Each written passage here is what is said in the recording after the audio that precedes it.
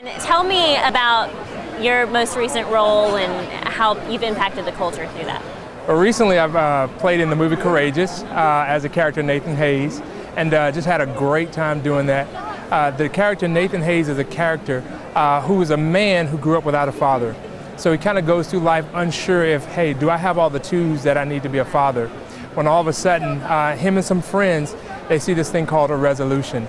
And when he sees this resolution, he says, hey, this is the missing piece that I need to be the best father that I can be for the Lord.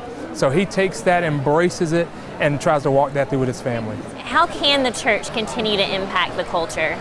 I think the church continues to impact the culture by living out our lives for Christ and showing the love of Christ to other people. There's no greater witness. I mean, we can take the Bible and we can preach to people all day, but until we witness it, until we set the example and witness to others, that's when people actually get it.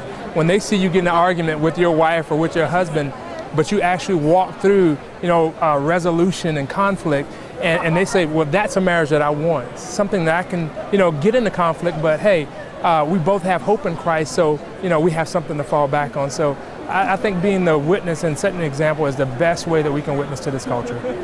Would you mind sharing some of your personal testimony along those lines? I grew up in Jacksonville, Florida. I was 17 years old, and I loved my family. My dad left our home when I was 17, a little earlier than 17 years old. And when he left our home, that left me broken, upset, hurt, angry. And as a young man, it did a lot to me. So I started doing just the opposite. I started going out in the streets, hanging out, fighting, doing drugs and alcohol. And I was just a mess. And I knew that if I didn't do something, I was going to end up in jail, on drugs, or dead. So I joined the Marine Corps.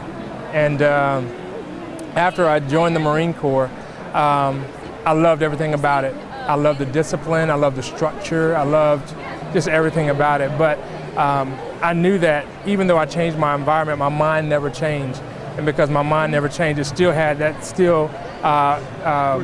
mentality where I just thought anything goes. So after a while, I started doing those same things again in the Marine Corps and almost got put in prison.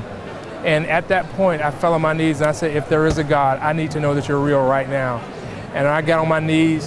The Bible talks about a peace that surpasses understanding, that keeps our heart and mind in Christ Jesus. And right there in that room, I believe that Christ touched my life and touched my heart. And a couple weeks later, I was in a Walmart parking lot, and 3 guys asked me, they said, are you saved? And I said, no, but I need to be. And I gave my life to Jesus Christ right there. And from that moment on, my life changed dramatically.